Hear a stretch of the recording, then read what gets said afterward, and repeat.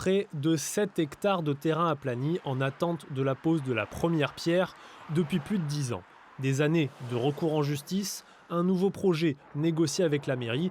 Aujourd'hui, cette deuxième version du permis de construire vient d'être rejetée en appel par la justice administrative. Pour le promoteur, il n'est pas question de jeter l'éponge. La prochaine confrontation se fera devant le Conseil d'État. Et pour le maire, l'issue est loin d'être claire. Je suis dans l'expectative parce que soit le projet se fait, et auquel cas nous avons réalisé des infrastructures, c'est très bien, soit nous avons à disposition des terrains, mais la propriété du terrain appartient aujourd'hui au promoteur.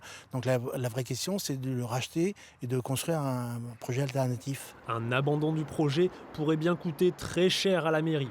17 millions pour le rachat du terrain, 22 millions pour le nouvel échangeur autoroutier que le promoteur n'a pas encore payé. Ce sont les chiffres donnés par la mairie.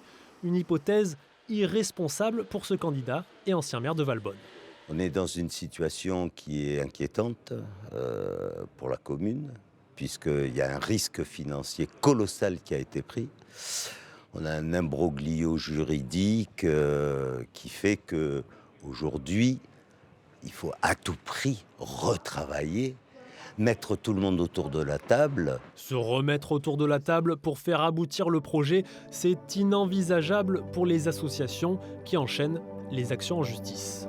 On est surdimensionné dans le nombre de mètres carrés. Le projet tel qu'il a été conçu au départ, il n'est plus du tout d'époque, il ne correspond plus du tout à ce que les besoins du consommateur.